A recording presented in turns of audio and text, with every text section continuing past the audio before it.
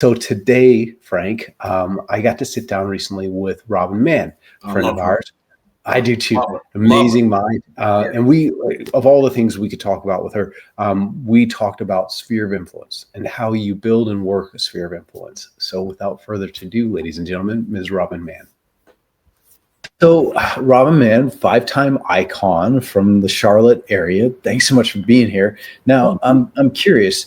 Tell us a little bit about your background, your journey to get to where you are in real estate to start us off. All right. So thanks for having me. That's the first thing. Always welcome. Journey in real estate. So I started out as a 2 full-time career agent. Like I couldn't make the leap as being a solo agent. And I worked for the biggest brokerage in the area, and they were one of the biggest in their whole brokerage. But so I worked 2 full-time jobs for 9 months, and I did 9 months. I did 9 deals in 9 months. I was their rookie of the year, and they are the largest market center in their brokerage. And I was the rookie of the year being a part-time agent, which was pretty cool. So did that, left and did full-time, and then got a TC. I did 9 deals that first 9 months, then I did 26, got a TC, transaction coordinator, and did 52 transactions. And then I have not gone behind that. So I started in 15, so 16, 17. So I'll be up on my 10-year mark in 15. So this April will be 10 years. So I've done at least a sale a week since 2017. Okay. And that leads me here.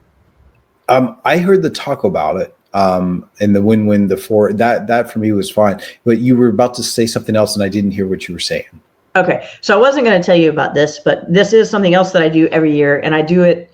I like being a creative. So, and I worry about copyright laws, and so I know this is illegal. So I don't know if you can see this, but yeah. And so that's is that your face on both of them? Yeah, that's Hillary and that's David, but it's my face. So I've done this type of postcard every year, like something silly. One year it was Friends, one year it was Michael Jordan. In 2023 it was Michael Jordan because that's his number. But it's always something creative, and it always says, do you still love your house? If you don't, great. If you do, awesome. Either way, I want to hear from you. And so it's just something that's a little bit out of the box. It's the same thing that everybody sends. They send a closing anniversary card or something, but I do something fun. So when I do things, I really work on it being something that makes them laugh and that makes them feel. It gets them to pay attention too, I think, which is that's the problem with any sort of direct mail or email, is that there's others in the mix every time you go to the mailbox. There's a ton of emails in your inbox every time you open your inbox. How do you stand out? I think that's very clever. So when you're talking about your taco drive, for example, your taco about Thanksgiving, I'm curious about that. Can you give me some details? Are you renting out the restaurant? Are you buying tacos for everybody? Are you getting sponsors to come help, vendors rather, to come help with the costs? Absolutely. Tell me about the setup of that. Yeah, and absolutely. And the other thing I wanted to mention on that, you had said earlier, well, let me add, I wanted to touch on sphere and who your sphere is, but I can answer your question first, because I think people get really confused on the sphere thing. And I have a thought pattern on that. But so for Taco About Thanksgiving, yes, I would have like my lender or my lawyer or my home inspector or any of them, even if they contribute a little bit, $100, $200, like it's not a ton of money from them. They're going to get to see the people that they served, because the majority of my lawyers and my lenders and my home inspectors are all people that I use a lot. So they've served my clients as well. So I invite them and say, hey, would you be willing to contribute $100 to the night? And of course you can be there and see everyone and pass out, tape measures or whatever you want. So I invite several of them, and we don't have a talk. We don't have a presentation. We all show up and have tacos together. And so, yes, it was a local restaurant that we did this year, and I did it at another one time before, but this year we did it at a local restaurant. We had a separate register where they tallied our stuff only. They got 2 tacos and a drink, and they had this called duck taco. It's all these funky, cool tacos. So, and then we had an area. We didn't rent it off per se. We just said, I picked a night that was a very slow night for the restaurant. I said, what's your slowest night? And they were like, Tuesdays. I was like, rock on. That's the night I want. Can I kind of take over this portion of the place? And they were like, yes. I am very much frugal with my business money. I rarely spend money on things. I get others to spend it, or I figure out a way to do it like this. That's a win-win. So no, I didn't rent it out. So it was great fun. We just had an area and people trickled in. There was no mass quantity of folks at one time. It was just a span of people that trickled in, and they brought their socks, and we ate tacos and drank margaritas, and then the cool thing about inviting your other vendors is you have people to talk to your people.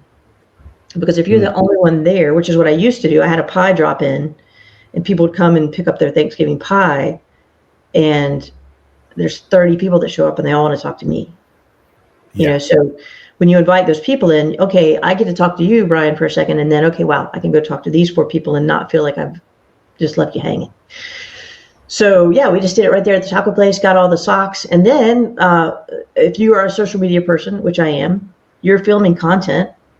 I don't hire a professional. I use my cute little phone to film content, and you're taking pictures. You can have your spouse or your friend or your vendor make sure they're taking pictures. And then when you deliver the socks, that's a whole nother opportunity. And if you really want to, you can create a postcard that says we were able to give 500,000 pairs of socks, and look how happy we made some people, and then send it out to your people. So you can leverage every event for months of content and of touches. Well, I'm curious too, because people showing up in droves to drop off socks at a taco restaurant or any other like client event doesn't just happen, right? You talked about the fact that you leverage the event and post to communicate, but you're also communicating with them up front. I'm curious, in a typical setup for something like that, what does it take to get people to show up? Are you phone calling? Are you emailing? Are you DMing? Or are you putting posts? All of the above? Yes, so I'm doing an Eventbrite, okay, or a Sign Up Genius kind of that I'm willing to contribute 5 socks, 5 pairs of socks, whatever. So either an Eventbrite or a Sign Up Genius. That it goes out initially in email and on a Facebook post. That's my post, because I do friend all of my clients if they want to be my friend. So, and then I also will just put it out there, because that's a great opportunity, and that's really a fun story. I did an ice cream party in a local ice cream store last summer, not this one, and a man was at the ice cream store. He starts talking to me. Well, I've helped him sell a house and buy a house just because he was at the ice cream store and saw what I was doing for my people. So, I mean, that's just cool, because we were just there loving on people, and he's like, I want to be part of that, and I love those people. So, I would put it out on my own personal Facebook page, and then I would tag people in that are the people invited. I would create a Facebook event and make sure those same people are tagged.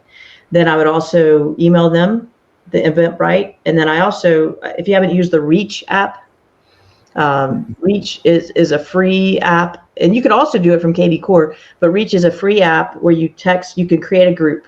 And so it could be, I called it Mansgiving this year. We did Mansgiving, because my last name's Mann. So Mansgiving this year, I had a group of who all was going to be invited. And then you you type the message, and you can put the little parentheses, hey, Brian, I'm doing this event. I want to make sure you're there, so that their name goes in there, and it comes out like it's coming straight from your phone. There's no hidden numbers, and it's a free app. It doesn't cost anything. And it's REACH. REACH. So that was a great app, because then they text back, oh gosh, blah blah blah, and even if they say no and they can't come, you can still leverage that event. Do you want to give some socks? Can I swing by and see the house and pick up some socks? No, you can't. I totally get it. I sure just loved being in contact with you this year. Happy holidays. So you can even use the no's. I'm curious. You're a 5-time icon, right? What size database does it take to really get to that level in your business and your experience? Whether you're doing it through the social database or your formal CRM, what does it take to sustain that kind of business? So my actual database probably only has 1,000 people in it. My actual CRM CRM. Now I have 5,000 friends on Facebook. I've got followers on all the social medias, but even at 1,000, I don't think you're logistically, physically able to touch 1,000 people a year. I mean, you can in a very non-personal way, but in terms of actually engaging, I think I'm only reaching out to 300 a year. So the biggest key to the database is to do it now and make it part of your world from the beginning. And it's very simple. You put in the name, you put in as much information as you can find about their email, their phone, the notes. I always like to think, what if, and I said it yesterday to a friend, like, instead of what if I die, what if I come into $1 gazillion and I want to sell my business to somebody?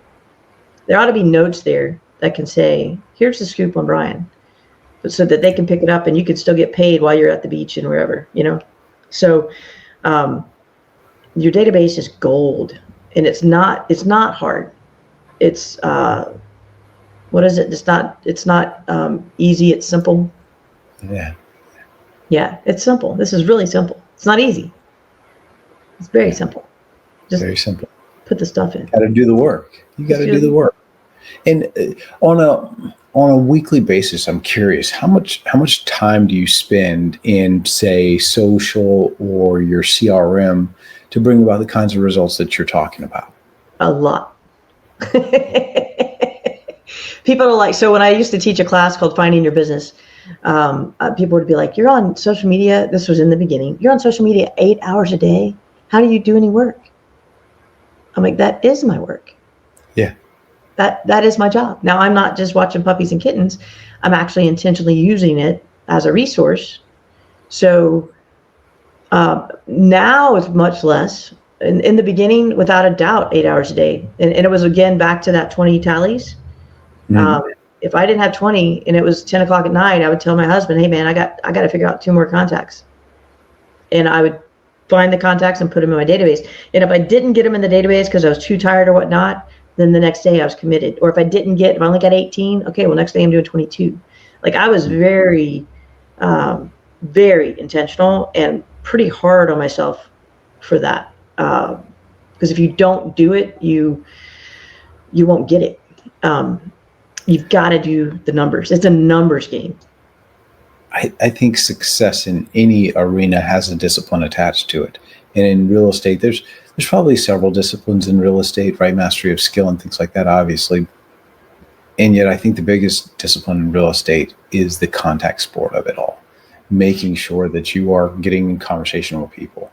Exactly. And what I was going to say earlier about sphere, people are like, I don't have a sphere. Yes, you do. And there's an easy worksheet and you can just make it up yourself. But, at the top, right, who did I go to college with? Who did I go to high school with? Who is my hairdresser? Who's my barber? Or who's my oil change? Who's my banker, my lender? Any person you can name, and then just fill it out. Who are friends from high school? What's my aunt and uncle's names? They don't have to live in your city.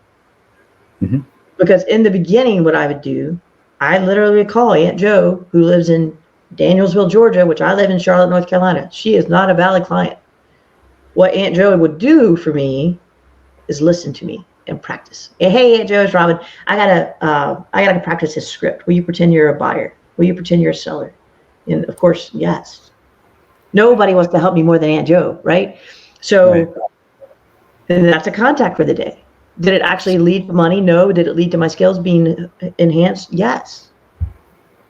And that's what you It's funny you say that. In FastCap, I joke with them. So we level up to 5 we call them real talks, right? 5 real talks a day is what we level up to. We start in week 1 with just 1 per day.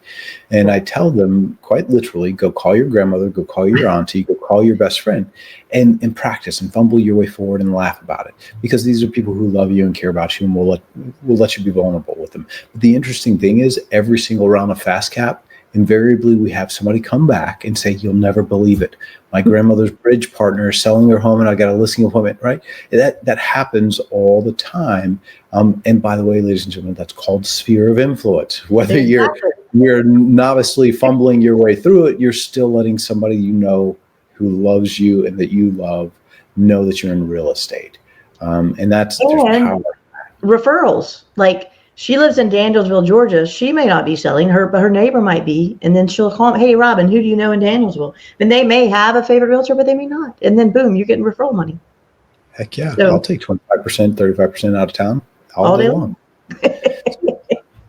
Robin, as we're getting to time here, I'm curious, when it comes to being purposeful about building your sphere of influence, if you could start it all over again, and go bigger and faster than you did back then, is there something you would have done differently about things?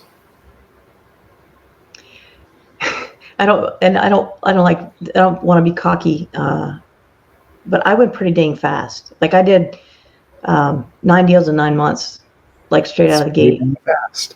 Yeah. So I think I would be. Well, okay, I will say, but I wouldn't say. I was very much for hire. You want me to go? So Charlotte is big. I live down here, and would I go up here? Yes. Would I go over here? Yes. So in the beginning, I was like, yes, I will go there, and I did, and that helped me to get 52 homes a year.